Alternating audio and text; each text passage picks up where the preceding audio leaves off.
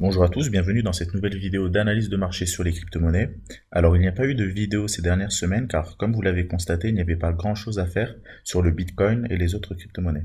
Dans cette vidéo, nous allons commencer par revenir sur l'analyse du Bitcoin, celle que je vous ai envoyée par mail en début de semaine si vous êtes inscrit à notre newsletter. Et nous allons également voir l'analyse de l'Ethereum, du Bitcoin Cash et de Neo. Alors concernant le Bitcoin, en début de semaine, je vous avais envoyé cette analyse-là, étant donné qu'il n'y avait pas d'opportunité à saisir cette semaine, je vous avais présenté tout simplement le Bitcoin. Alors je vous avais fait état, concernant l'analyse du Bitcoin, d'une Death Cross en unité de temps daily. Alors une Death Cross, c'est lorsque vous avez le croisement entre la moyenne mobile 50 et la moyenne mobile 200. Et en l'occurrence, c'est lorsque la moyenne mobile 50 croise à la baisse la moyenne mobile 200. Cela nous donnerait un signal baissier. Et je vous avais signalé que cette Death Cross avait de très fortes probabilités de se produire cette semaine. En effet, elle s'est passée justement ce matin à la clôture de la bougie journalière. Je vous avais également signalé qu'une chute du Bitcoin jusqu'au niveau des 5500 $ était quelque chose de tout à fait possible.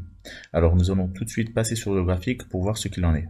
Voici le graphique du Bitcoin. Alors je vous recommande, si vous n'avez pas vu la dernière vidéo d'analyse technique concernant le Bitcoin, d'aller la regarder pour savoir dans quel état se trouve actuellement le Bitcoin. Alors pour rappel, le Bitcoin se trouve au sein d'un triangle symétrique. Ici vous voyez une droite de résistance qui a bloqué à nombreuses reprises la hausse du Bitcoin, et également ici vous constatez une droite de support en vert. Alors vous voyez ici le premier point de contact de cette droite de support, un second point de contact et ici un troisième point de contact.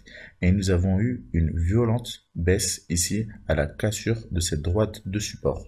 Ce que nous pouvons noter concernant cette cassure de la droite de support, c'est les forts volumes que vous constatez ici. Donc vous voyez deux bougies rouges.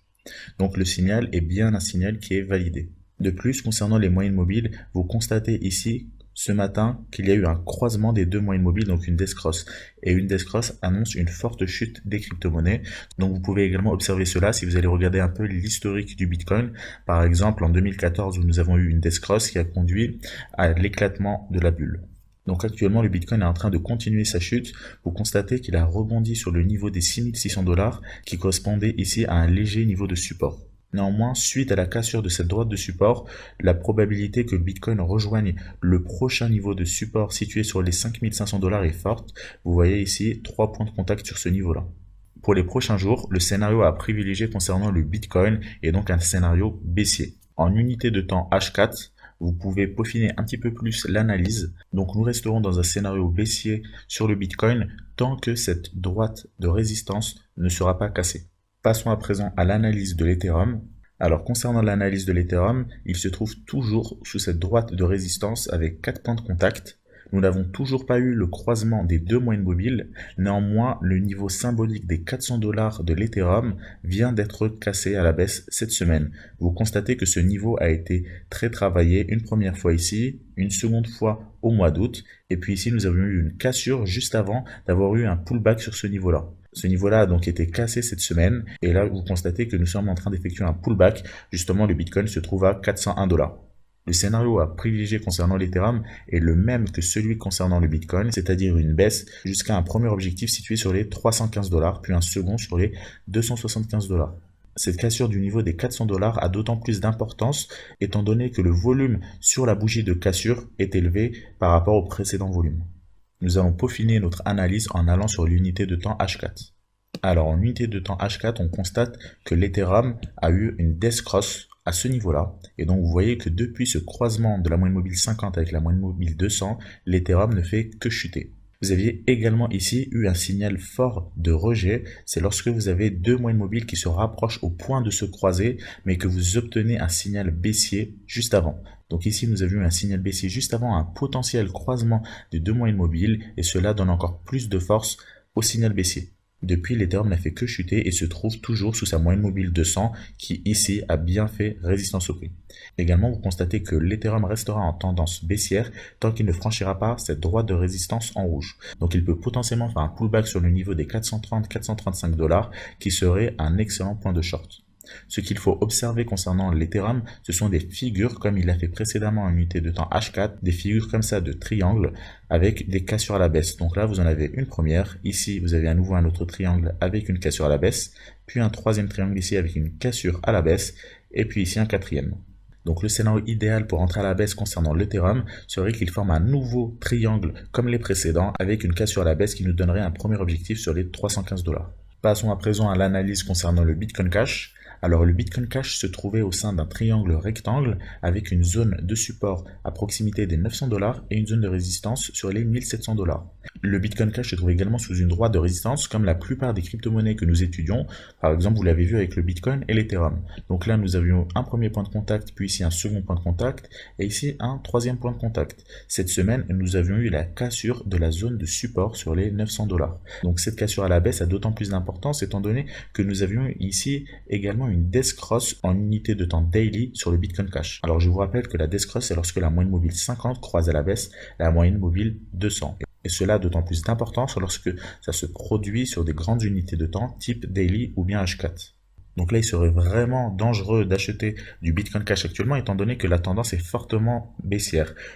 Je vous rappelle qu'on ne rattrape pas un couteau qui tombe et c'est exactement ce qui se passe sur le Bitcoin Cash. Donc il faut juste attendre un signal de retournement. En unité de temps H4, nous observons quasiment la même chose qu'avec l'Ethereum. Ici, nous avions un croisement à la baisse de la moyenne mobile 50 avec la moyenne mobile 200 qui nous donnait un signal baissier. Alors, bien entendu, vous ne rentrez pas à la baisse lorsque vous avez le croisement de ces moyennes mobiles. Cela vous renforce juste un potentiel signal baissier. Et bien ici, si je trace une droite de résistance à 3 points, ici, nous pouvons avoir un signal baissier qui est d'autant plus important car vous avez les moyennes mobiles qui sont orientées dans le bon sens. Également, vous avez la même chose qui s'est produite sur le Bitcoin Cash que sur l'Ethereum. Nous observons ici un signal de rejet concernant les moyennes mobiles. Vous constatez que la moyenne mobile 50 s'apprêtait tout juste à croiser à la hausse la moyenne mobile 200, mais cela ne s'est pas produit et vous constatez qu'à la suite, le Bitcoin Cash a chuté. Donc ce type de signal de rejet fonctionne très bien sur les crypto-monnaies. Je vous rappelle également qu'ici, vous avez eu une droite de tendance et que justement, le Bitcoin Cash donnait un signal baissier juste avant un potentiel croisement à la hausse. Donc, ce qui donne encore plus d'importance à ce signal baissier. Alors, autre petite astuce que je peux vous montrer concernant les moyennes mobiles sur les crypto-monnaies, c'est ce type de signal-là. Lorsque vous avez un croisement de deux moyennes mobiles avec une bougie qui traverse soit à la hausse ou soit à la baisse les deux moyennes mobiles en même temps, eh bien, ce sont de forts signaux. Donc là, en l'occurrence, vous avez une grosse bougie rouge au moment où les deux moyennes mobiles se croisent, ce qui vous donne un puissant signal baissier.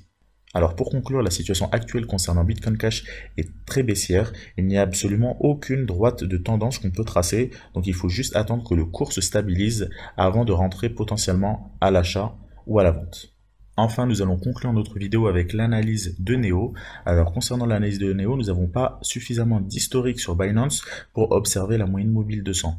Néanmoins, ici, vous avez les différents niveaux de support et de résistance importantes sur cette crypto-monnaie. Donc, vous avez tout d'abord le niveau symbolique des 145 $ qui sert de résistance, celui des 102 $, celui des 82 $, celui des 65 $. Et actuellement, le Neo semble en train de ralentir sur le niveau des 50 $. Alors, ce niveau-là a été très travaillé ici. Il a ici servi temporairement de résistance, puis ici, une nouvelle fois de support, ici de support. Et hier, il a également rebondi dessus à proximité des 50 $. Il se trouve d'ailleurs toujours dessus. Donc étant donné que la tendance est baissière, il ne faut absolument pas ici essayer d'anticiper un rebond sur le niveau des 50 $ pour viser le niveau des 65 $. Bien entendu, cela est possible, mais il faut rentrer absolument sur des signaux d'achat ou de vente. D'autant plus que la tendance étant baissière, nous allons privilégier les trades à la vente plutôt qu'à l'achat. Néanmoins, ici, vous avez un niveau important, celui des 42 $. Donc ici, vous constatez une première bougie le 27 novembre sur laquelle le Neo a buté. À nouveau, début décembre, le Neo a buté sur les 50 $, puis a servi deux fois de support, par la suite mi-décembre. Donc le niveau des 42 $ peut être un potentiel niveau d'achat intéressant pour tous ceux qui souhaitent accumuler du Neo.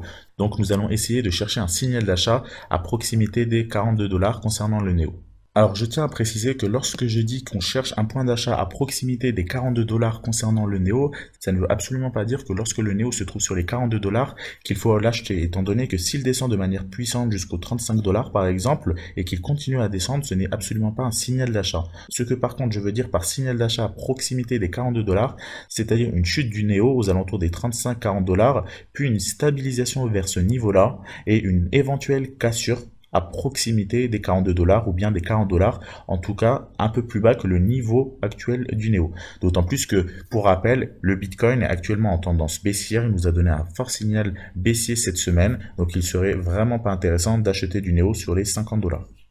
Donc pour avoir un peu plus de précision concernant l'analyse de Néo, nous allons nous mettre en unité de temps H4 et on constate qu'en unité de temps H4, à court terme, le Néo effectue un range sur les 50 $. Donc on voit bien que le niveau des 50 $ est symbolique et que pour l'instant, le Néo ne se décide pas à aller en dessous.